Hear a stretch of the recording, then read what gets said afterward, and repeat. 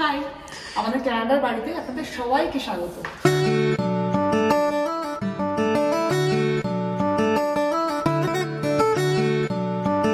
আচ্ছা, আমাদের বাড়িতে দরজাটা বন্ধ করার পরে প্রথম যে দিকটা আসে সেটা হলো এইটা।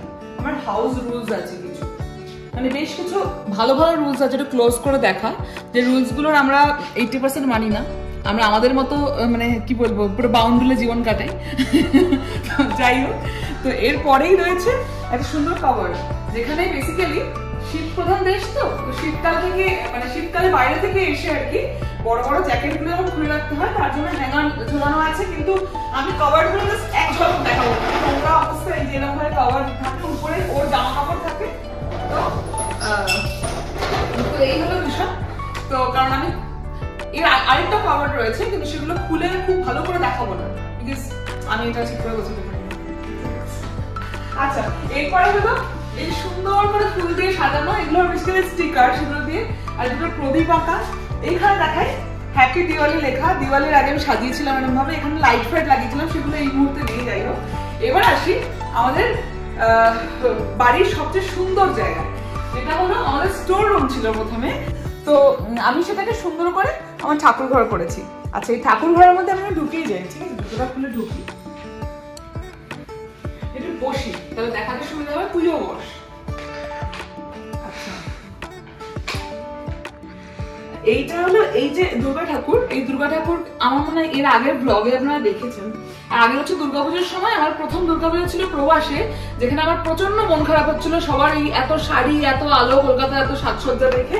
তখন আমি ভেবেছিলাম যে আমার বাড়িতেও দুর্গা ঠাকুর রাখবো। এবার এখানে তো দুর্গা ঠাকুর পাওয়া যাবে না, তাই জন্য এই ছবিটা আমি গুগল থেকে বের করি এবং পিছনে ব্যাকড্রপটা আমি এঁকেছি। তারপর এখানে এই পুঁতি দিয়ে ঠাকুরের গয়না গাটি থেকে শুরু করে যাবতীয় জিনিসপত্র নিচে সূর্যমুখী এঁকে থেকে এইভাবে ঠাকুর আমি বানিয়েছি এবং ঠাকুরকে এইভাবে প্রতিষ্ঠা করেছি, নিজে পুজো করেছি, যা হয় আর কি।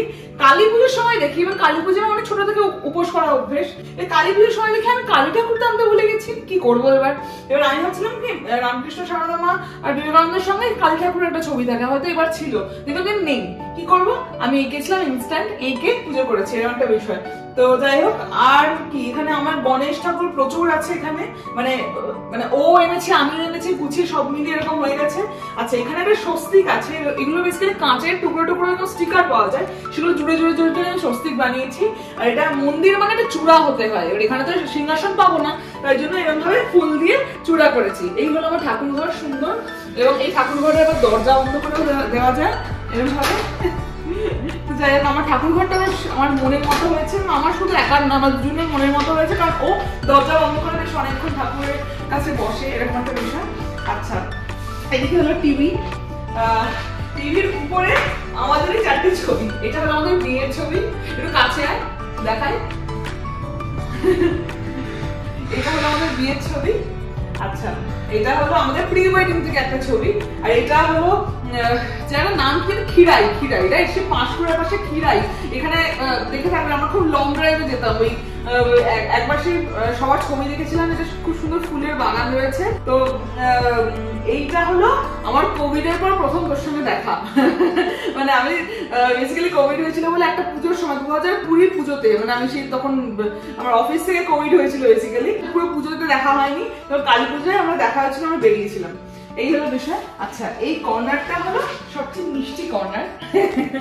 এখানে গৌতম বুদ্ধের একটা ছবি রয়েছে, সামনে এরকম আলো ফালো দিয়ে আমি সন্ধ্যেবেলায় আলোটা জ্বালাই এবং একটা বেশ সুন্দর একটা মানে অরণ্য সৃষ্টি করেছি, অরণ্যের মধ্যিখানে বসিয়েছি।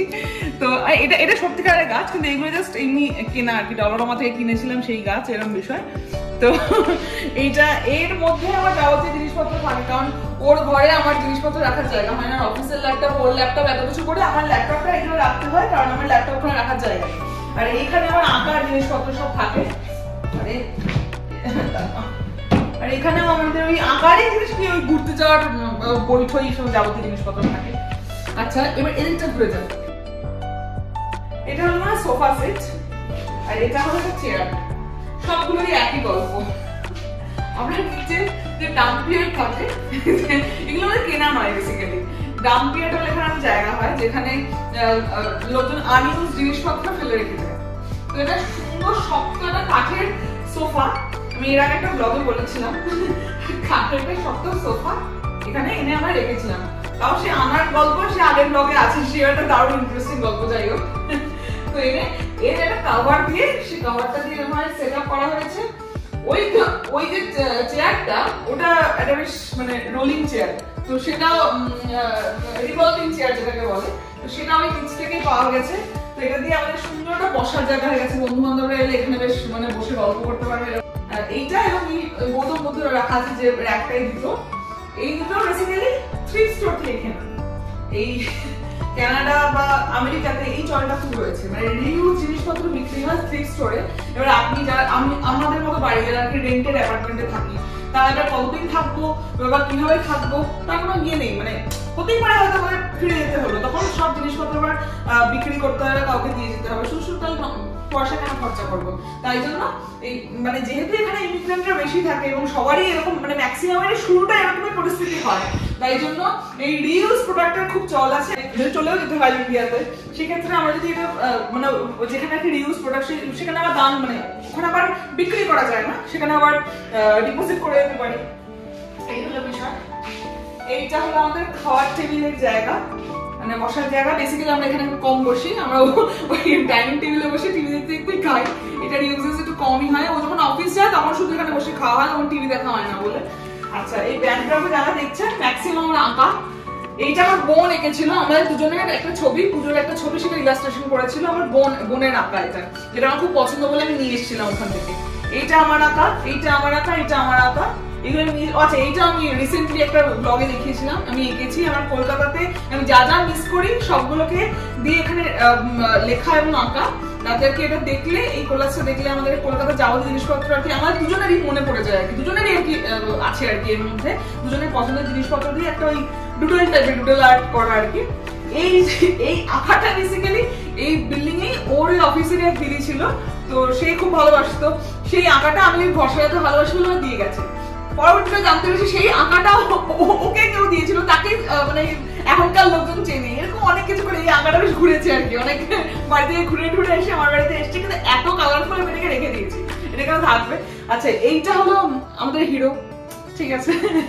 এটা একসময় দেখ বুক ফেয়ারে বোধ হয় না, হ্যাঁ বুক ফেয়ারে গান গাইছিল, সেখানকার একটা ছবি। এই ছবিটা আমার খুব পছন্দের, তো এই ছবিটা আমি নিয়ে এসেছি, তো এখানে রাখা হয়েছে। ও আচ্ছা, এটা একটা ফলস গাছ, কিন্তু এই একটা গাছ এটা আমার মায়ের খুব পছন্দ।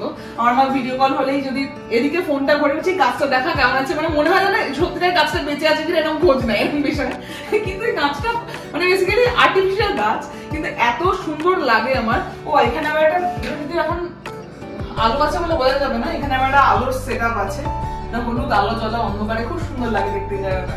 আর এখানে মানে বেসিক্যালি ব্যালকনি, যেখান থেকে ব্যালকনির নিচের ভিউ দেখাই আমি, ওরা পরে দেখাবো, ঠিক আছে। রান্নাঘরটা ঠিক আছে, কিন্তু আমার এই সমস্ত জিনিসপত্রগুলো থাকবে, যাই হোক এগুলো কিছু করার নেই। সবার বাড়িতে বাসন থাকলে বাসন ধুয়ে রাখতে হয়, খাওয়ার পরে ব্লগ করছি তো সেই সব বাসন টাসন ধুয়ে রাখা হয়েছে।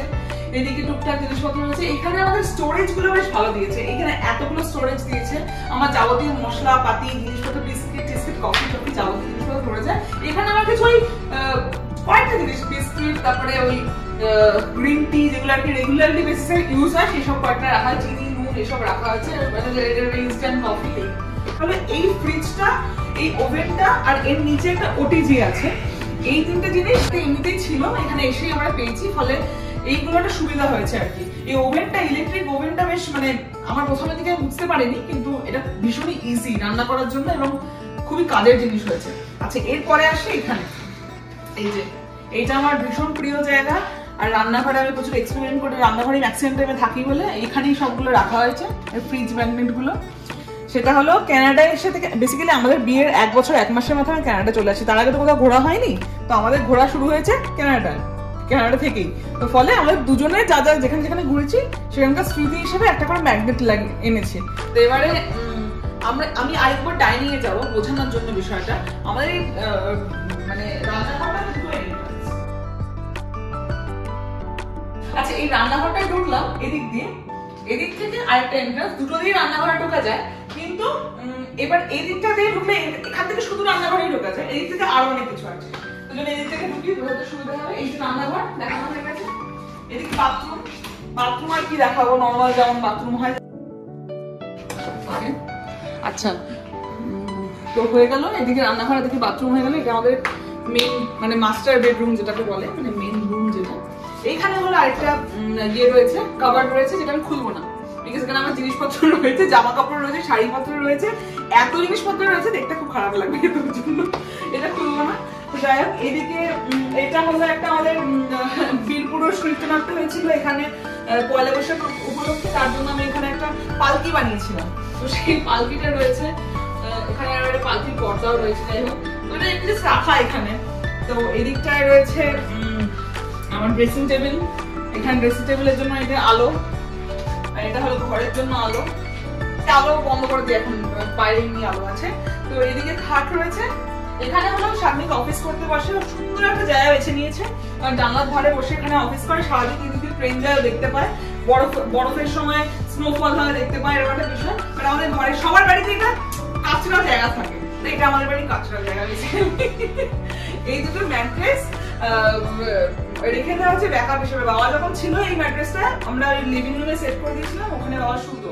তো এগুলো রেখে দেওয়া হচ্ছে এই কারণে, পরবর্তীতে যদি আবার বাবা আসে বা আবার যদি আমার মা বাবা আসে, তো সেক্ষেত্রে কোথায় শোবে, তো এইটাকেই আবার লিভিং রুমে সেট আপ করতে হবে, তার জন্য এটা রেখে দেওয়া হয়েছে। আপাতত আমরা এখন এটাকে হেলান দেওয়ার একটা হিসেবে ব্যবহার করি। এই হলো বিষয়। এই ছিল আমাদের বাড়ি। 1 BHK অ্যাপার্টমেন্টের মধ্যে আমার প্রচুর যে জিনিসপত্র দেখানো আছে সেরকম নয়, কিন্তু সাজিয়ে রাখাটাই দেখানো ছিল, এই হলো বিষয়। তো যাই হোক, ও একটা জিনিস তো দেখাইনি, সেটা হলো ব্যালকনি দেখাইনি। আমাদের এই ব্যালকনিটা ভীষণ সুন্দর, তবে এই গরমকালে এটা ইউজ করতে পারি। জাস্ট 4 মাস আর 8 মাস বরফে রেখে থাকে পুরো ব্যালকনিটা। তো ওই -42 ডিগ্রির যে ব্লকটা ছিল, মানে সেটা দেখলে বুঝতে পারবেন পুরো এই জায়গাগুলো বরফ পুরো চাপ চাপ করে জমে থাকে, এরকম বিষয়। এখন ঘড়ির কাটায় মনে সন্ধে 8টা মতো হবে আমাদের এখানে, মানে এই শেষবেলার রোদটা আমাদের এখানে আসে, কি সুন্দর রোদটা আসে। যাই হোক, আর আমাদের এই জামা কাপড় মেলার একটা জায়গা রয়েছে, জামা কাপড় এখানেই মেলতে হয়, কারণ আমাদের এখানে দড়ি টাঙানোর সিস্টেম তো নেই, তো এটা কেনা হয়েছে, এর উপরে জামা কাপড় মেলা হয়। এই সেই ব্যালকনি যেখান থেকে ফ্রেমগুলো দেখা যায়, এটা আসছে কি সুন্দর। এটা আমার মায়ের খুব পছন্দের জায়গা, তাই জায়গাটা আমার মায়ের ভীষণ পছন্দের জায়গা। মা ভিডিও কল করলে প্রথমে বলে যে বাঙালির ঘর গোছানো মানে একটা পারপাস থাকবেই, বাড়িতে লোক এলে তবেই বাঙালি ঘর গোছায়। আজ বেশ কজন বন্ধু আসবে বলে ঘর বাড়ি গুছিয়ে চাকাচাক করে ফেলেছি, তাই ভাবলাম ঠিক আছে বেঙ্গলি গার্ল ইন কানাডার বন্ধুদেরকেও দেখাই আমাদের বাড়িটা। আজকে মেনুতে রয়েছে চিকেন মালাই কাবাব, বাসা মাছের ফিশ ফ্রাই, চিকেন, পরোটা, স্যালাড। যদিও মিষ্টিটা আমি বানাইনি। তো অলমোস্ট রেডি। আজ আমার দুজন স্পেশাল গেস্ট আসবে, আমি ভীষণ এক্সাইটেড।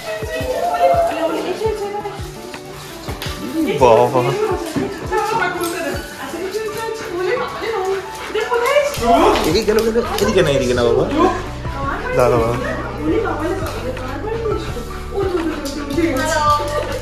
ওই যে বারান্দা থেকে ট্রেন দেখা যায়, এটা দারুণ লেগেছে ওদের। ওরাই মোটামুটি বারান্দার গ্রিলটা ধরে ওই যে বসেছে, নিচ থেকে যে লোকজন যাচ্ছে, ট্রেন যাচ্ছে, ওখান থেকে আর নড়বেই না। ওমা তাকিয়েছে দুজনে আবার সুন্দর করে, বাহ। এই দূরদেশের ছুটির দিনগুলোয় বন্ধু বান্ধব না থাকলে আর একটুখানি গল্প আড্ডা খাওয়া দাওয়া যদি না হয়, তাহলে একেবারেই ভালো কাটে না। তাই জন্য আমরা নিজেরাই নিজেদের মতো করে গুছিয়ে নিই। তবে এত আনন্দ করার পর বাড়ি থেকে যখন বন্ধুরা চলে যায়, তখন একটু দুঃখ হয় বই কি। Tata, good night. কিছু হয়নি, আমরা যাচ্ছি, ওখানে চাপ নেই। Tata, good night, good night, tata, tata, good night, bye bye. হ্যাঁ, তবে আজকের মতো ভ্লগটা এখানেই শেষ করলাম। দেখা হচ্ছে পরবর্তী ভ্লগে। ভিডিওটা ভালো লেগে থাকলে ইউটিউবে সাবস্ক্রাইব আর ফেসবুকে ফলো করে দিও একটু।